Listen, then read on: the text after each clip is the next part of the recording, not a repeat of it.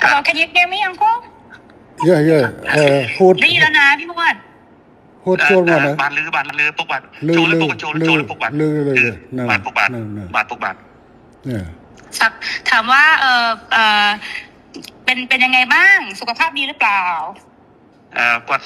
ក្មួយសុំសួរពុកមាថាមិនដែរសុខភាពល្អអត់សុខភាពមិនដែរ អត់អីទេល្អទេសូមអរគុណថ្ងៃในไอ้บนของพวกพ้อง សុខภาพแข็งแรงดีครับ โอเคค่ะบอกว่าวันนี้ได้คุยกับพี่มวดเรื่องชายแดนบอกว่าก็เข้าใจตรงกันว่าทั้งท่านฮุนเซนทั้งอิงก็อยากให้สองประเทศสงบสุขค่ะមិញគាត់បានទៅជែកជាមួយខ្ញុំបាទនៅសន្តាគារហើយបានឯកភាពគ្នាដោយអ្វីដែលពុកបានប្រាប់ថាចង់បានសន្តិភាពស្ថិរភាពប្រទេសទាំងពីរពុកបាទ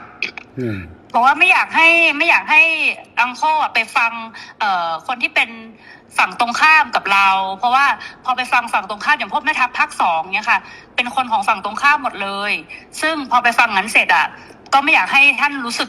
ไม่ชอบใจหรือโกรธเพราะจริงๆแล้วไม่ใช่ความตั้งใจของเราเลยค่ะគាត់ថាសូមអនុញ្ញាតពីពុកថាពុកកុំឲ្យស្ដាប់សម្ដីមេតបភូមិភាគ2ហ្នឹងក៏វាជាអ្នកដែលប្រឆាំងជាមួយនឹងរដ្ឋាភិបាលថៃដែរវាជាសត្រូវដែរដល់ពុកស្ដាប់វាហើយអញ្ចឹងទៅអាចធ្វើឲ្យអារម្មណ៍ពុកខឹងបាទเพราะตอนนี้ทางนั้นน่ะเขาอยากจะดูเท่เขาก็จะพูดอะไรออกมาที่มันไม่เป็นประโยชน์ต่อประเทศชาติค่ะแต่ว่าจริงๆที่เราต้องการเนี่ยคือต้องการความสงบสุขให้เกิดขึ้นเหมือนตอนก่อนที่จะปะทะกันตรงชายแดนนะคะមេតបភូមិភាគហ្នឹងវានិយាយចង់ឲ្យលយខ្លួនវាចង់អានេះសាង rating មកវាហើយទៅធ្វើឲ្យប៉ះពាល់ដល់តំណែងប្រទេសទាំងពីរយ៉ាងធ្ងន់ធ្ងរពុកបាទដែលយើងប្រទេសទាំងពីរគឺចង់បានស្ថិរភាពនិងសន្តិភាពដូចអ្វីមុនព្រឹត្តិការណ៍កើតឡើងពុកបាទบอกว่าให้ท่านฮุนเซนเห็นใจหลานหน่อยเพราะว่าตอนนี้คนในประเทศไทยเขาไล่เราไปเป็นนายกที่เขมรหมดแล้วគាត់ថាគាត់សូមអនុញ្ញាតពុកថាក្មួយផងឥឡូវនេះថៃប្រជាជនថៃភាគច្រើនបានដេញហើយដេញក្មួយថាទៅនៅស្រុកខ្មែរទៅព្រោះជានាយករដ្ឋមន្ត្រីខ្មែរពុកបាទบอกว่า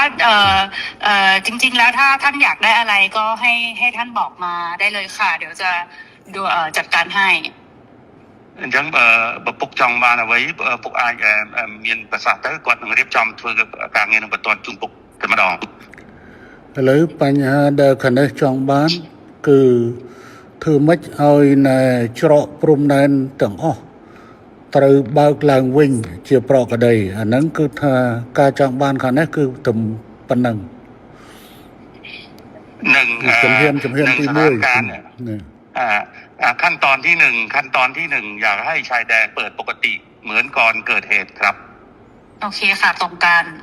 ព្រោះបញ្ហាហ្នឹងដូចគ្នាបាទយល់ដូចគ្នាបញ្ហានេះគឺខាងកម្ពុជាជាអ្នកដើរក្រោយទេ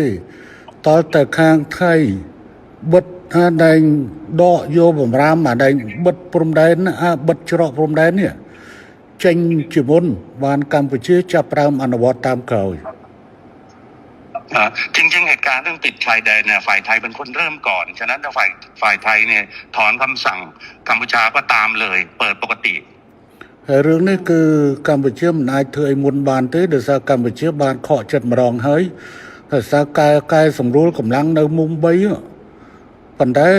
ហើយថាឲ្យមានប្រក្រតីនៅតាមព្រំដែនប៉ុន្តែទីចុងបំផុតបែរជាខាង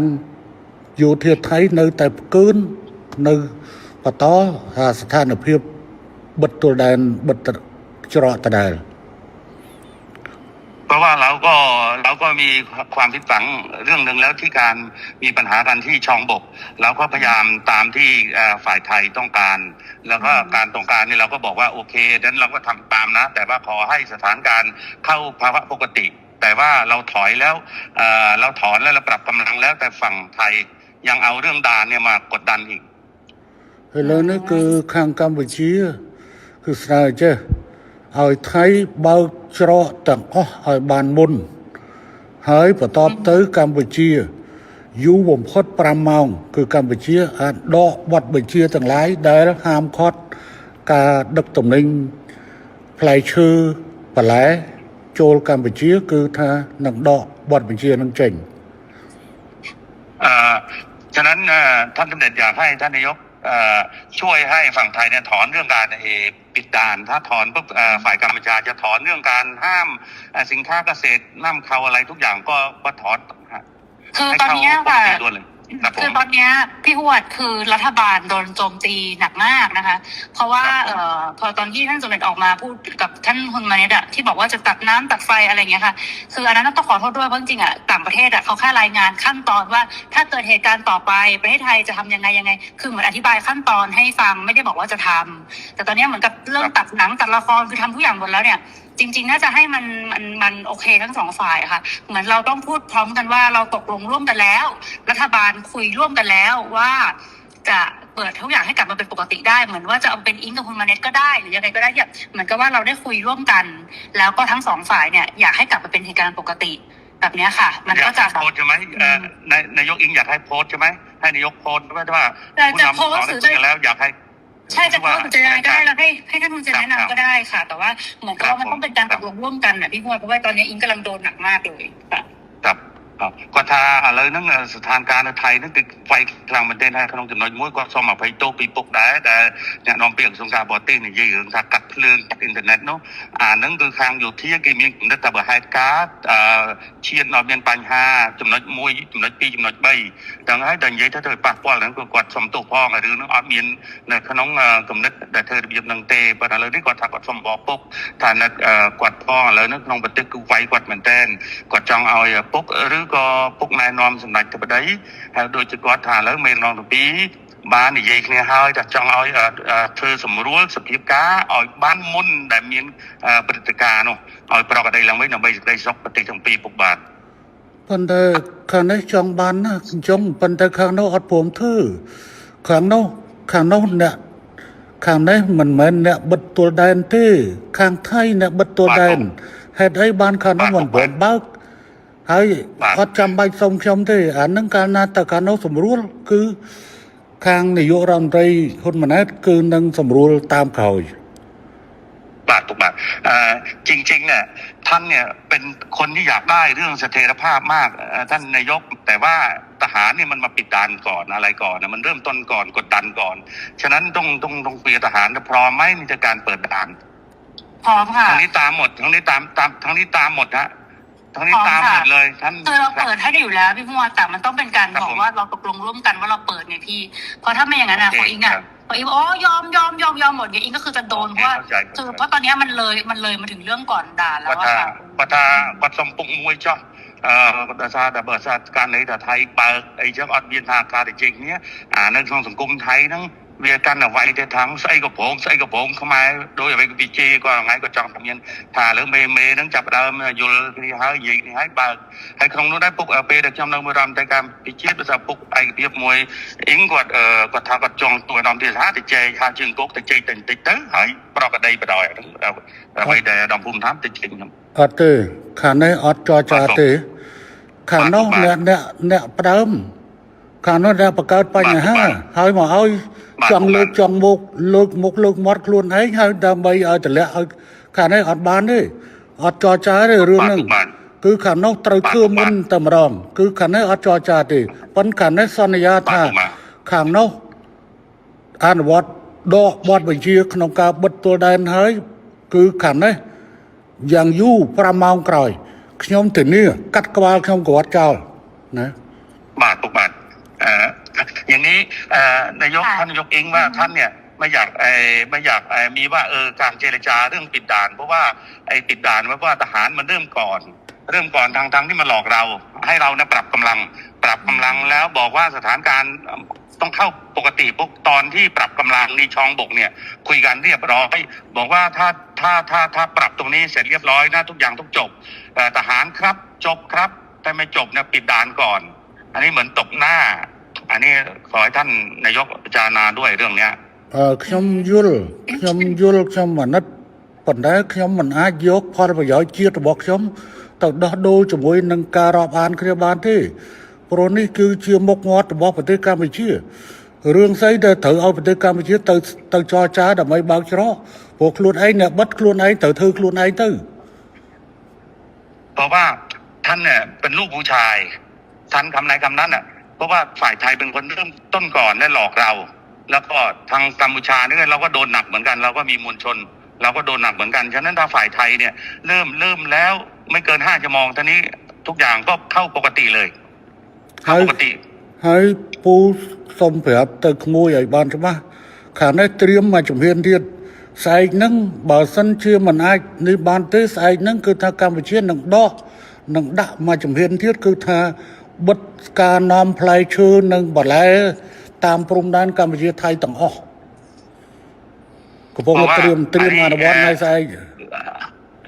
หลานที่รักเนี่ย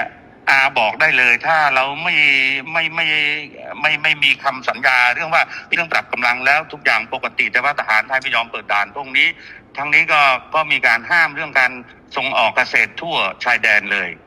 เพื่อกดดันทหาร ព្រោះខាងនេះបានត្រៀមអស់ហើយព្រោះខាងនេះបានត្រៀមហើយព្រោះនៅឯងបកហេតុមុនហើយបកហេតុមុនមកបវល់គេចរចាឥឡូវសួរថាណាបិទតែឯងណែបិទតែឯងណែច្រកគុំដែនគឺទៅយោធាថៃបើអញ្ចឹងមានតែយោធាថៃធ្វើខ្លួនឯងតែប៉ុណ្ណោះមិនអាចហៅទៅកម្ពុជាទៅចរចាទេកម្ពុជាមិនចរចាដាច់ខាតទេ สถานการณ์เนี่ยเหมือนที่รายงานให้ท่านนายกทราบว่าไอ้ตอนปรับกำลังที่ช่องบกเนี่ยก็ตกลงกันแล้วว่าจะจบกัน แต่ว่าอยู่ดีๆทหารไทยมาปิดด่านฉะนั้นให้กัมพูชาไปเจรจาเปิดด่านดูแล้วไม่สวยไม่สมควรอย่างยิ่งต้องทหารไทยเริ่มก่อนถ้าเริ่มแล้วตรงนี้ก็ตามหลังไม่เกิน5 ชั่วโมงทุกอย่างปกติท่านลูกผู้ชายท่านจะเป็นลูกผู้ชายก็เดี๋ยวจะลองคุยกับทางกลาโหมดูค่ะ แต่ว่าจริงๆแล้วเนี่ยตอนที่คุยพี่วดลองพูดด้วยละกันว่าจริงๆแล้วถ้าท่านฮุนเซนอยากได้อะไรให้บอกจะได้คุยกันได้ตกลงกันได้ค่ะเพราะว่าบางทีที่ท่านโพสต์ Facebook ออกมาคืออิงตอนนี้ก็คือรัฐบาลสั่นคลอนที่สุดแล้วค่ะตั้งแต่อิงเป็นนายกมาก็คือเรื่องกัมพูชานี่แหละซึ่งอิงไม่ออกมาตอบโต้อะไรทั้งสิ้นเพราะอิงก็รักแล้วก็เคารพท่านเพราะฉะนั้นเนี่ยจริงๆแล้วถ้าจะเอาอะไรจริงๆให้บอกอิงได้เลยยกหูบอกก็ได้ไม่อันไหนไม่เป็นข่าวก็คือไม่เป็นข่าวอันนั้นที่หลุดไปมันหลุดเพราะสื่อเพราะไม่ได้คุยกับอิงแค่2 คนมันคุยกันเป็นกลุ่มนะพี่มันเลยหลุดน่ะแต่ถ้ามันคุยกับอิง2 คนมันไม่มีหลุดอยู่แล้วทีนี้เนี่ยก็ไม่อยากให้แบบมันเกิดเรื่องแบบนี้แต่นี่อิงจะไปคุยกับกลาโหมเนาะเพราะว่าอิงรู้ว่าถ้าสมมติว่าเขาพูดว่าของไทยปิดก่อนอะไรเงี้ยเดี๋ยวเราก็จะไปคุยกับกลาโหมว่ายังไงแต่ถ้ามันเวิร์กไงก็เดี๋ยวจะส่งบอกพี่ฮวดว่ามันเรียบร้อยไหมนะคะเพราะจริงๆเนี่ยคนมันไม่หวังดีกับเราทั้งคู่มันก็แบบมันก็ดูแบบเหมือนเรากับเขาก็คือทะเลาะกันเองทำให้แบบเหมือนจริงๆแล้วต้องให้คนรุ่นใหม่มันต้องไม่มีสงครามพี่คนรุ่นใหม่มีสงครามไปมันก็เสียครับทั้งอิงลูกทั้งหุ่นมาเนี่ยด้วยก็เป็นคนรุ่นใหม่เนาะครับពុកបាក់គាត់ថាទី1ពុកចង់បានអីពុកអាចមេសេចទៅអ៊ីងបានអ៊ីងនឹងធ្វើឲ្យពុកអ្វីដែលពេលទៅពុកផុស Facebook ដល់ទៅអាពួកដែលវាប្រឆាំងវាចង់ឲ្យពុកហើយនឹងគាត់ជាសេះសម្ដេចតំណែងគាត់មានដំណងគ្នាហ្នឹងវាខូចយកតាមចំណុចហ្នឹងវាធ្វើឲ្យសង្គមថៃហ្នឹងវាយគាត់ថាទី1វាចង់ឲ្យគាត់ហ្នឹងចេញមកឆ្លងតែគាត់អត់ទេដោយសារគាត់គោរពជាពុកមាគាត់អត់ទេគាត់សុខចិត្តឈឺចោះឲ្យវាវាយចោះអានោះបានគាត់ថាសុំពុកថាលើក្រោយចង់ដាច់ទៅពុកចង់បានអីអាចមេសេចគាត់ទៅគាត់មុនហ្នឹងគាត់បានប្រាប់តែថាប្រហែលជា3 ថ្ងៃទៅគាត់នឹងទៅថ្វាយគុំរីការឿងតបថ្ងៃហ្នឹងពុកបាទចារឿងហ្នឹងគឺកម្ពុជាវាតាក់ទងជាមួយនឹងការបញ្ជូលពលរដ្ឋរបស់ខ្លួនដូច្នេះគឺកម្ពុជាត្រូវតែហើយនឹងបញ្ជូលទៅដល់រដ្ឋដទៃទៀតដូច្នេះកម្ពុជាគឺមានតម្រូវការក្នុងការនិយាយទៅកាន់ប្រជាជនអញ្ចឹងវិធីដែលល្អជាងគេមានទៅប្រើ Facebook ហើយនិង Telegram នៅនេះដើម្បីបញ្យល់ក្នុងការផុសចេញតែរឿងហ្នឹងគឺថាវាយើងខ្ញុំអាចកាត់បន្ថយបើសិនជាអាចតែសភាពការឲ្យតែខាងនោះរឿងវានៅចាល់នឹងរឿងបិទច្រកនឹងតែប៉ុណ្្នឹងឯងបើថាបិទច្រកបន្តគឺថាខាងនេះនៅតែបន្តវាយអាហ្នឹងបាទท่านนายกท่านบอกว่าเรื่องการโพสต์เนี่ยท่านก็แค่ชี้แจงให้มวลชนที่นี่ทราบเท่านั้นเองไม่ได้ไปกระทบกับไทยอะไรมากแต่ว่าตอนนี้ก็ไม่เป็นไรถ้าหากว่าท่านนายกแก้เรื่องเปิดด่านให้ปกติเนี่ยท่านตกลงท่านไม่มีอะไรอีกแล้ว ก็จบ ได้ค่ะเดี๋ยวเราไปคุยกับลาผมดูแล้วก็ขอคอนเฟิร์มกลับมาเพราะเดี๋ยวจะคุยกับกองทัพก่อนแต่เราก็เดี๋ยวสั่งไปเลยค่ะพี่แต่ว่าอีกรอให้มัน100%แล้วค่อยแจ้งท่านกลับมาดีกว่าเพราะไม่อยากจะยังไม่100แล้วบอกท่านก่อนแต่ว่าจริงๆก็จัดการได้ค่ะพี่ ครับผมครับចំពុកគាត់ថាឥឡូវគាត់សុំនឹងនិយាយមួយការវិជានឹងទាហានសិនហើយបានដល់100%បានគាត់នឹងជូនដំណឹងទៅពុកបាទពុកបាទគាត់នឹងធ្វើការងារនឹងភ្លាមរឿងបញ្ហាច្រកពុកបាទ นั่น បាទពុក อืม ท่านนายกมีอะไรอีกไหม ไม่มีแล้วค่ะพี่ก็ประมาณนี้เนาะพี่ว่าเราจะมีอะไรบ้างประเด็นไม่มี อะไร ครับจังหวัด อะไร បាទពុកបាទ ได้ ឥឡូវខ្ញុំចេះមុន មុននឹងនេះគឺខ្ញុំសូមបញ្ជាក់ថាខាងនេះត្រូវការតែមួយទេត្រូវការតែខាងនោះគឺបកបញ្ជាក្នុងការច្រកព្រំដែនទាំងអស់ឲ្យទៅប្រក្តីភាពវិញបន្តទៅខាងនេះនឹងបន្តធ្វើតាមក្រោយហើយរឿងនេះអត់ត្រូវមកចរចារវាងកម្ពុជានិងថៃទេដោយថាថៃអ្នកបិទដូច្នេះថៃអ្នកបើកខ្លួនឯងហើយកម្ពុជាត្រូវតែសម្រួលទៅតាមក្រោយគឺកម្ពុជានឹងធ្វើ គ្រប់ពុកបាទ ណា បាទขอยืนยันทีว่าท่านนายกครับเรื่องด่านเนี่ยเราไม่ควรไปเจรจาเพราะว่าฝ่ายไทยเนี่ยเป็นคนที่ปิดแล้วปิดเนี่ยหลอกเราให้ปรับกำลังอันนี้หลอกเราปรับกำลังว่าถ้าปรับแล้วตรงนี้จบคือจบทุกอย่างก็เข้าภาวะปกติ แต่ว่าอยู่ดีๆทหารไทยมาปิดด่านฉะนั้นทหารไทยเนี่ยก็ต้องยกเลิกการปิดด่านถ้าปิดปั๊บเขมรก็ตามหลังเลยก็ตามที่เดิม ทุกอย่างก็เข้าภาวะปกติไม่มีอะไรแล้ว ค่ะพี่พรโอเคค่ะ ครับผมครับ ใช่ค่ะแล้วก็เดี๋ยวแล้วยังไงเดี๋ยวอิงจะรีบแจ้งทางพี่พรกลับไปนะคะ ว่าเป็นยังไงบ้าง ครับក៏ថាទៅពេលឥឡូវគាត់ធ្វើការងារនឹងមកហើយនឹងគ្រប់នៃការជូនពុកវិញបាទពុកបាទ ខ្ញុំរងចាំ ท่านสำเร็จรอท่านนายกแล้วแต่ท่านเรียบร้อยเมื่อไหร่ครับนะครับ ได้ขอบคุณมากค่ะขอบคุณท่านสมเด็จด้วยค่ะ ครับผม ค่ะสวัสดีค่ะ ครับขอบคุณ